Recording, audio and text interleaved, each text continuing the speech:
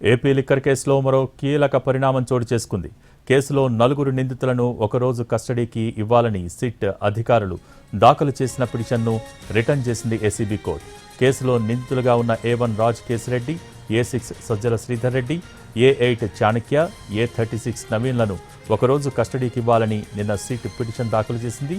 Return చేస్తూ ఇవాళ ACB court ఆదేశాలిచ్చింది.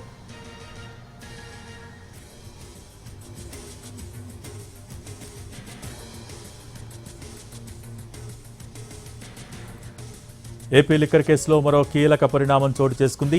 కేసులో 4 నిందితులను ఒకరోజు కస్టడీకి ఇవ్వాలని సిట్ అధికారులు దాఖలు చేసిన పిటిషన్ను రిటర్న్ చేసింది ఏసీబీ కోర్టు. కేసులో నిందితులుగా ఉన్న A1 Raj Kesireddy, A6 Sajjala Sridhar Reddy, A8 Chanakya, A36 నవీన్లను ఒకరోజు కస్టడీకి ఇవ్వాలని నిన్న సిట్ పిటిషన్ దాఖలు చేసింది.